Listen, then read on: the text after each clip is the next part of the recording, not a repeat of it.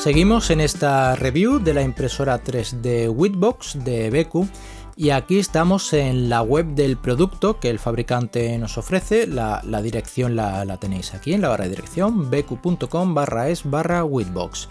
Aquí podemos ver también el precio al cual se está vendiendo actualmente, son prácticamente 1.700 euros. Y bueno, aquí podemos ver más opciones de más información sobre la impresora 3D. Nos indica esta característica es interesante, es open source.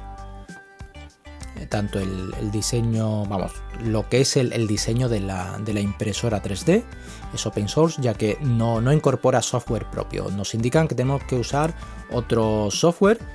Por ejemplo, aquí nos recomiendan Slicer, Cura, Pronterface o Repetier. Todos open source también. Bueno, Repetier ya no es open source. Aquí tenemos más opciones, las especificaciones. Aquí tenemos todos los datos, la electrónica que incorpora, una RAMS 1.4, la pantalla LCD, el tipo de fuente de alimentación, termistores, nos indica la resolución, alta, media, baja, las velocidades, en fin, todos los datos que necesitemos. En cuanto a la mecánica, es interesante la construcción de la Witbox. Podemos ver que el bastidor está realizado en acero pintado al polvo, lo que le da bastante estabilidad y rigidez. Casquillo Sigus para los ejes, husillo Igus también para el eje Z, con un acoplamiento flexible para el motor. Y bueno, el sistema de nivelado, las barras lisas que se usan en las guías de movimiento son de cromo. Las cadenas portacables también de Igus son bastante interesantes, y el cristal templado tamaño A4, así como los imanes de neodimio que se incorporan están en la base de fabricación, en el cristal, y en la base, en lo que sería la plataforma. Bueno, más datos sobre lo que trae, y tenemos aquí otra web donde encontramos la que sería la web de soporte. Y aquí nos encontramos con las descargas de firmware y de software. Para el caso de software, bueno, también tenemos los manuales de usuario. Para el caso del software, pues bueno, aquí nos podemos descargar los perfiles de impresión. Aquí, por ejemplo, tenemos el perfil de impresión para Slicer, lo descargaremos. Tenemos, creo que por aquí abajo, sí, tenemos también directamente para descargar el software Cura. Nosotros hemos descargado que es la versión para Mac, que es el que estamos usando, pero tenemos también para Windows y para Linux, tanto en 32 como en 64 bits. En el repositorio GitHub de Witbox, ahí os podéis descargar los diseños de toda la mecánica, todo el hardware. También tenemos el firmware, este es el repositorio GitHub de Marlin. Y aquí tenemos los perfiles de impresión para Cura 1506, que es una versión todavía en beta y que no es estable. Nosotros vamos a usar la versión 15.04.02 aquí para Mac, que ya incorpora el perfil de Witbox incorporado, como vais a ver en un momento. Tenemos aquí, pues más opciones, lo podéis ver por ejemplo, aquí un vídeo para impresión con Filaflex. Las patas protectoras las podemos imprimir en nuestra impresora 3D si queremos unas de repuesto, y algunos ejemplos. Pues bien, vamos directamente a abrir el software Cura y vamos a configurar el perfil para la Witbox.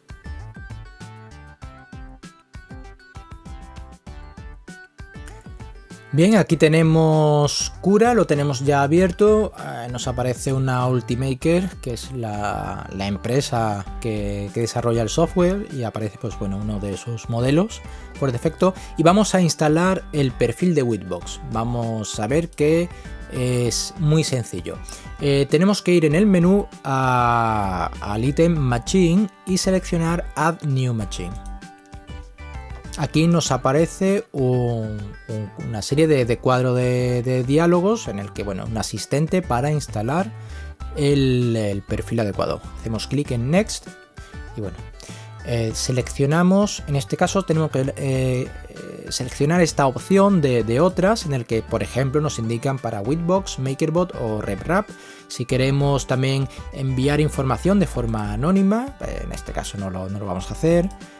Vamos a siguiente y aquí ya tenemos para seleccionar directamente el modelo Witbox. Tenemos otra serie de modelos, por ejemplo la Hephaestus, también de Beku, u otros modelos conocidos como la Prusa Mendeley 3 o...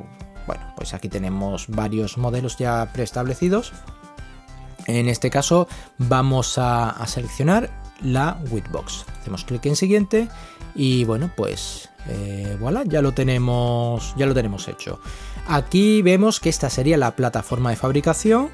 Comprobamos que bueno, que han hecho un render de lo que sería la plataforma y esto sería la base, el vidrio donde se imprime.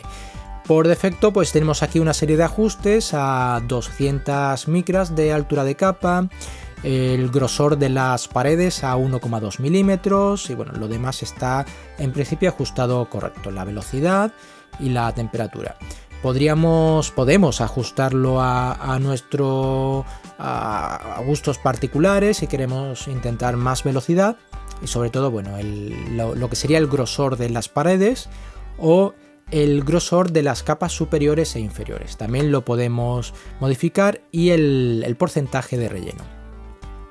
El software Cura también nos permite cambiar al modo sencillo, que aquí se llama Quick Print. Cambiaríamos a Quick Print y aquí volvemos a tener seguimos con la misma plataforma, eso no cambia, pero las opciones son mucho menores y mucho más sencillas. Simplemente qué calidad queremos y qué material vamos a usar. No necesitamos indicarle nada más allá. Vamos a volver al Full Settings y aquí lo tenemos. El siguiente paso sería cargar un modelo. Vamos a cargar, por ejemplo, el 3D Benchy. Y ahí lo tenemos, se coloca en el centro de la plataforma, esperamos a que haga el cálculo y ya podemos rotar la pantalla con el botón derecho del ratón. Aquí podemos rotar la plataforma. Podemos ampliar o reducir el zoom, generalmente con la rueda de botón. Y bueno, podemos visualizar el objeto que vamos a imprimir. Cura tiene distintas opciones de ver. La normal, que es la que estamos viendo ahora, el overhang, lo que nos indica son las piezas que quedarían sin soporte inferior. Vamos a verlo, que hay una serie de partes de la pieza que quedarían sin soporte inferior. Bueno, la parte de abajo en realidad no, porque va acoplada a la base, pero bueno, aquí sí podemos ver que toda esta parte quedaría en voladizo, que es el significado de overhang.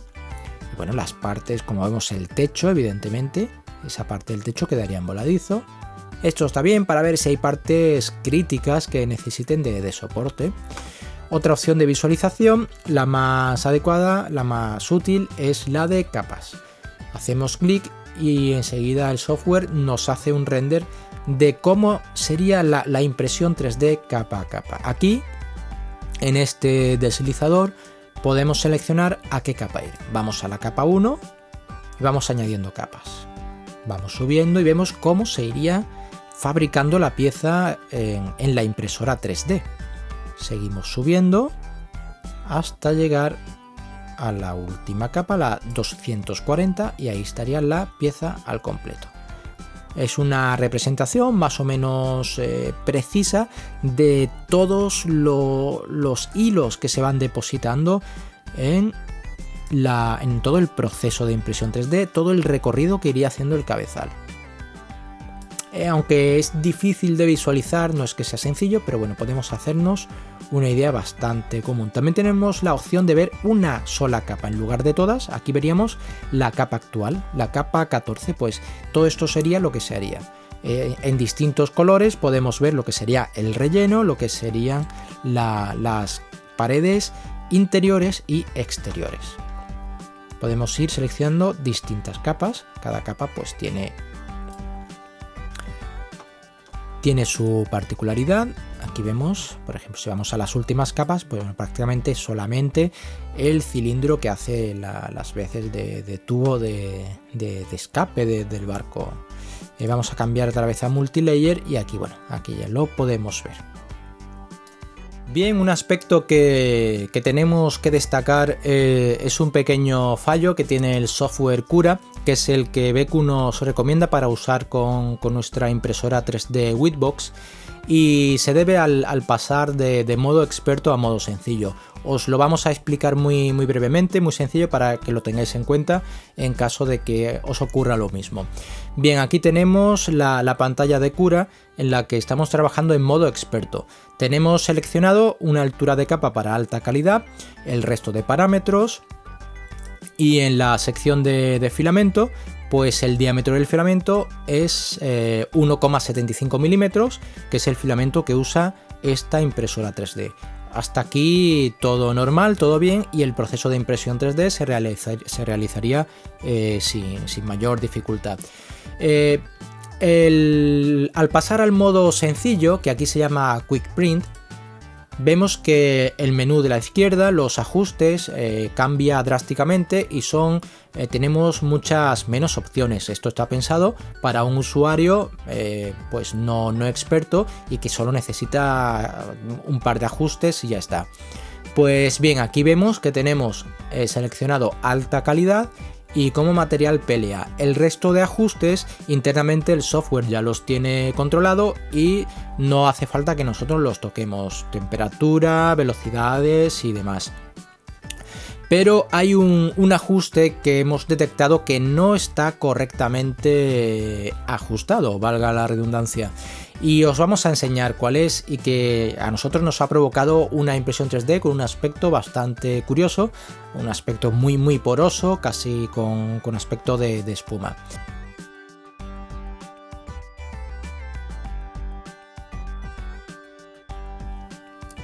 Para poder averiguar por qué se producía ese tipo de impresión 3D, lo que hicimos fue cambiar de modo sencillo, que se llama Quick Print, cambiamos a modo experto, a Full Settings. Para ello tenemos que decir que en este diálogo le indicamos que sí, que copie los ajustes Quick Print a nuestro modo experto, para saber si había algún ajuste que estaba pues mal, con un parámetro erróneo. Y bueno, pues lo vais a ver rápidamente aquí en el menú de la izquierda. De momento parecía que todo iba bien, la altura de capa era correcta, el grosor de las paredes, de la primera y última capa, velocidad, temperatura, pero bueno, veamos aquí a filamento y comprobamos que el diámetro de filamento nos lo ha cambiado. Está en 2,85 milímetros, lo que provocaba que hubiera una extrusión por debajo de la normal. Y eso era lo que hacía que la pieza acabara con ese aspecto que indicábamos, tan poroso. Esto evidentemente es un fallo del software, no tiene nada que ver con la impresora 3D, pero tenemos que tenerlo en cuenta si queremos usar el modo sencillo, pues prácticamente lo tenemos imposible. No hay forma de hacerlo si siempre el parámetro del diámetro de filamento va a estar en ese valor.